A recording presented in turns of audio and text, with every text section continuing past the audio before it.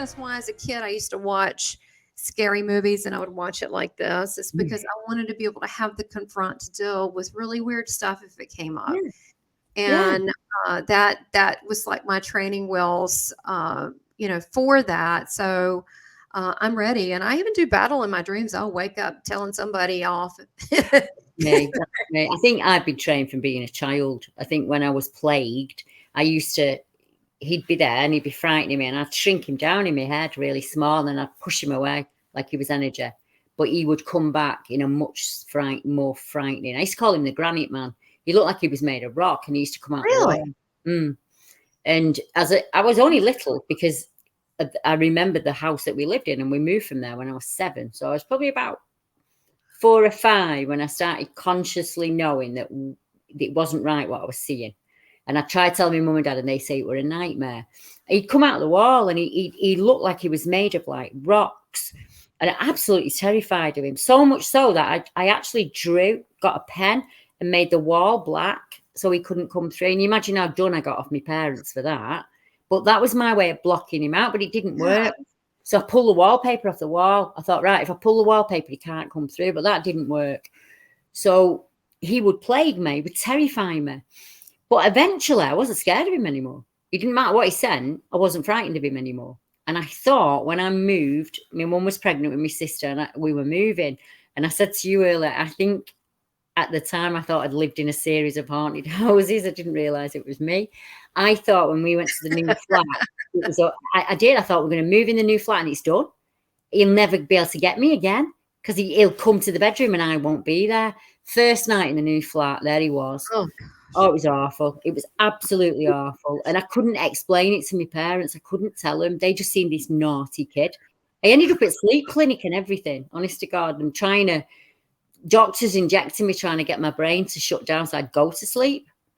Fear. If something frightening happens, that can keep you awake for days on end, believe me, you know. Oh, yes. Yeah, you've been the same things as me. So same. I think I'm lucky in the sense that we've been through that, haven't we? We've had all of that negative stuff, and now we can help people who are confused by it or, frightened by it. That's our superpower, you know? Yeah, exactly. One thing that I do that I tell people, and this is just what I do. People have different methods, different things. If I ever feel frightened, I imagine my room illuminated with God's white light. And then I imagine, this just helps me out. St. Michael, and he's really super big, like 10 feet with a sword. And then I imagine it really pulling the big guns, just Christ's presence. It's like this bright light, and it stands right there.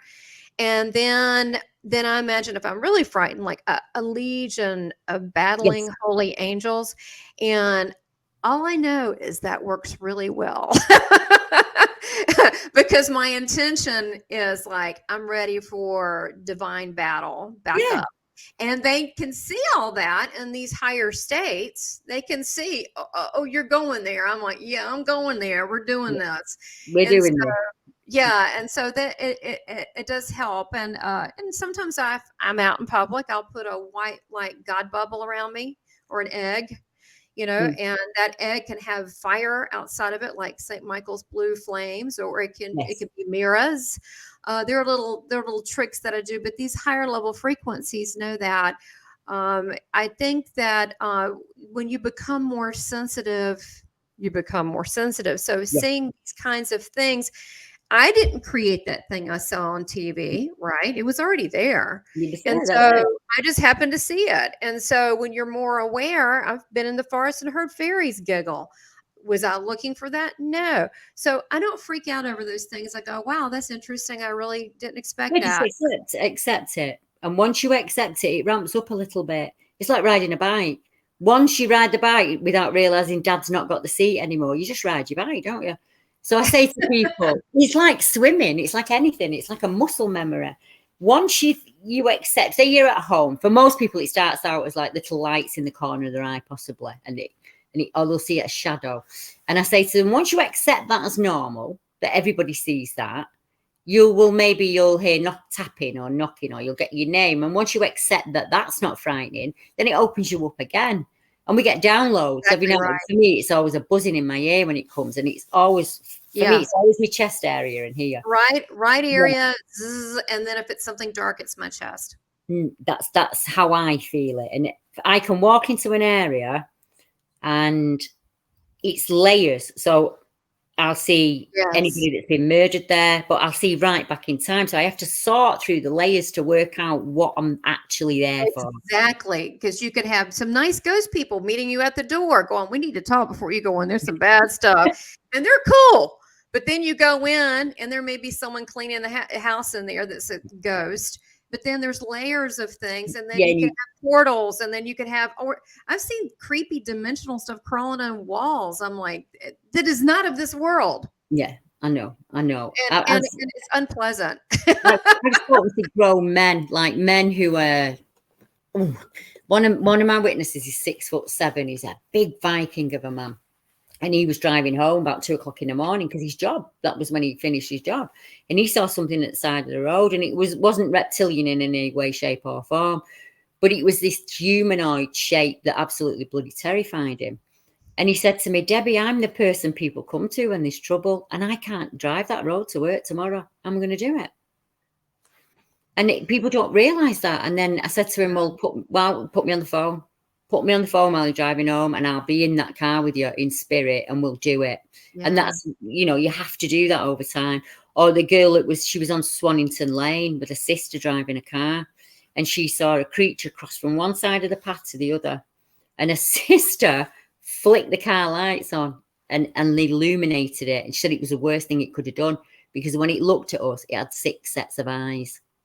What? So 6 illuminated eyes. So she doesn't know if it was one being with multiple eyes or a being carrying another being, if you understand. Say like a female. I hear you. Yeah, I got it.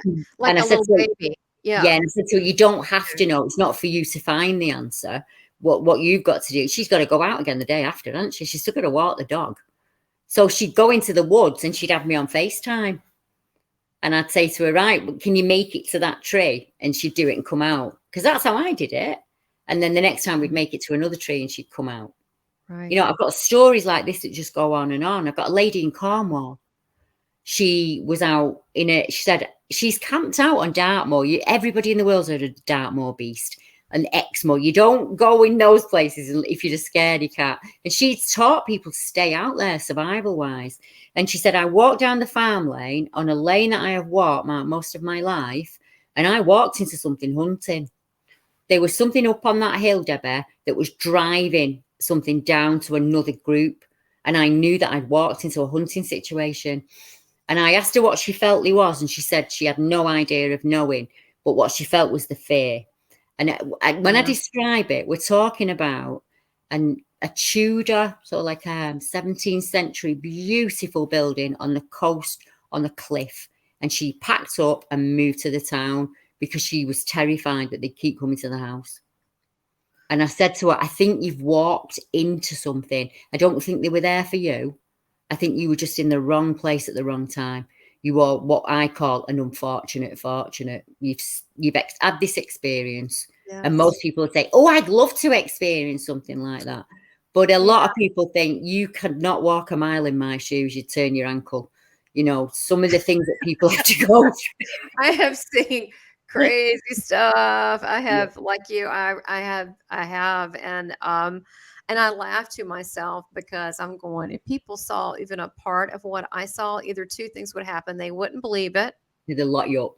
Or they did believe it. Well, that's the third one.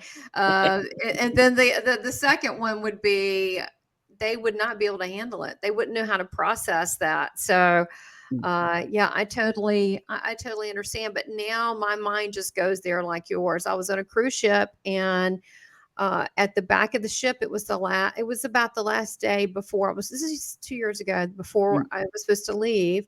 And it was an older, smaller ship. And my mom and sister had gone we took my mom for her 75th birthday. Anyway, I got the back in, and they had the room in front of me, and we got a little family tiff, and I'm laying down pissed. What does that do? Brings in energy. Yeah. And I'm laying down on my sofa bed. That's what I got. They got the room. And so I'm laying down, which was part of the argument, actually. And so I'm laying down. And there was a sliding door that went between us. But I had it sort of somewhat open. I saw a full-on black human shape, black as black, with no features, peep around, hold the door, peep around, and look at me. And yes, even me, I did scream because you don't expect that. Okay. No, you don't. On a ship in the ocean. And I was like, whoa. And then I laid back down. I was like, okay. I said, look, you need to get out of here. I'm like, I don't care who you are, where you're from. You need to go. Yeah. And then I laid back down to sleep and I woke up. I would kind of dozed off, not heavy, just dozed off, woke back up again and looked. And there were 3 dark shadow people looking at me very curiously, and they were drawn by my energy. That's what it was. Yeah, and I said, you need to go. They were looking at me. That was very unnerving. I mean, they were tall. They were like 6 feet tall. The only time I've experienced that was we were in the kitchen and I was cooking. And you know when your husband picks out of the pan as you're trying to make the meal, it's something he doesn't, it drives me mad. So I hadn't said anything to him, but in my head, I was really angry. And we just heard these feet. Then they pounded across the kitchen. And I said to him, I don't know if I've just thrown my energy and I've done that, or something's done that because you've annoyed me.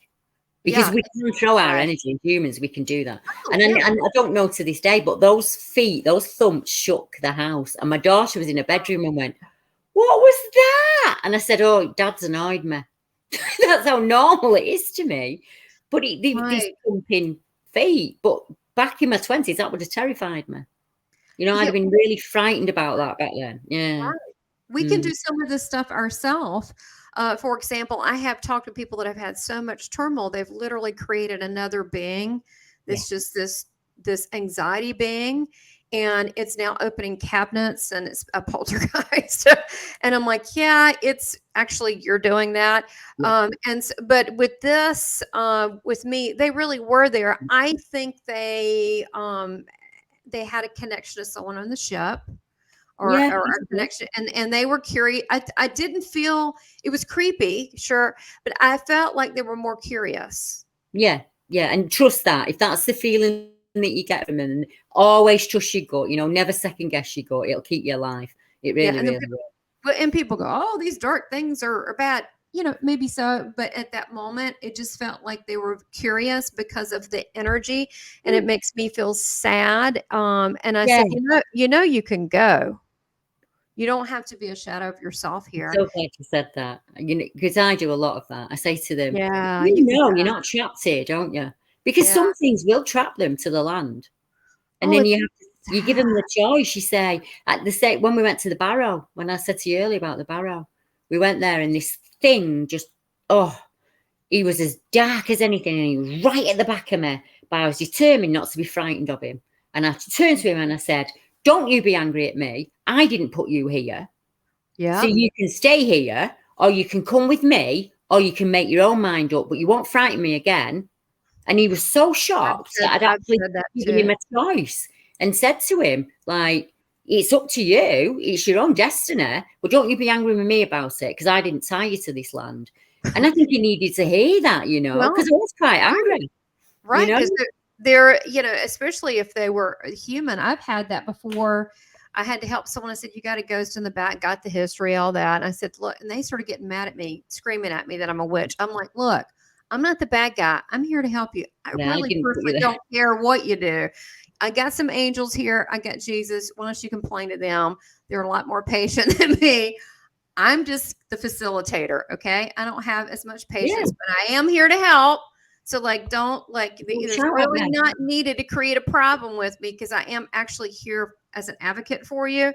So you can decide to do what you want. It's your choice. I'm not going to force you to do anything, but if you want to. But what happened is he started bitching at Jesus, and then his wife showed up behind him, and he saw how beautiful she was, and he left. Yes, that's love. I mean, it conquers everything, doesn't it? Love at the end of the day. You can conquer anything if you throw enough love at it. And that's what I tend to do. Yes. I said That's to my husband, all of these ancient places where we used to worship and we used to gift and we take things to our gods, they were taken from us by the Romans. We're not allowed to do that anymore. We weren't allowed in the UK.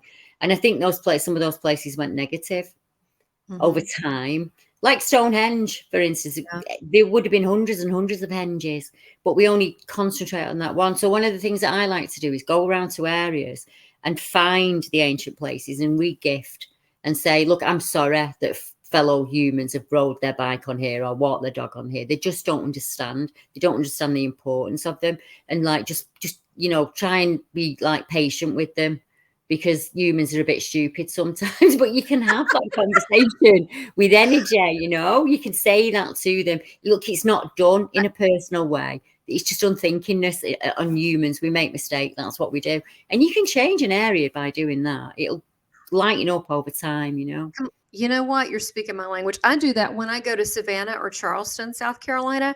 They know who I am. I said, look, I know you know who I am. I'm not here to rock the boat. I'm just admiring your beautiful city and your beautiful home right now. Thank you very much. And I said, I'm just here to acknowledge the beautiful, your beautiful life. If I do go to a historical place, I do the same thing. Yes, I know you're here. God bless you. You did a beautiful job here. And, I come in appreciation and humility, and I don't have any problems.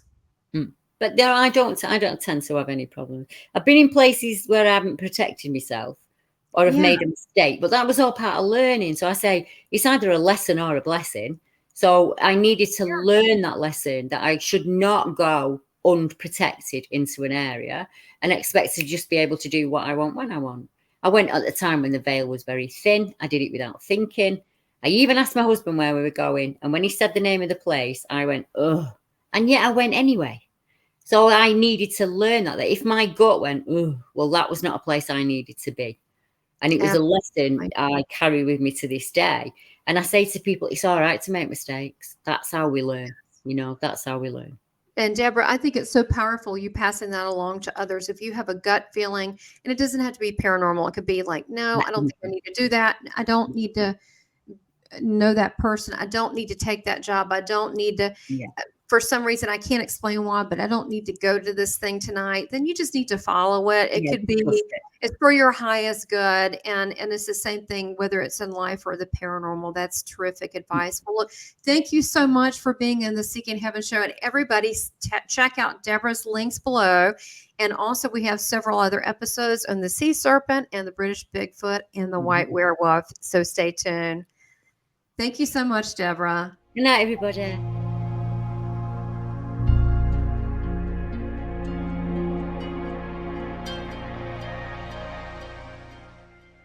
Please subscribe, like, and make comments, and support this channel by becoming a member. Thank you for your continued support.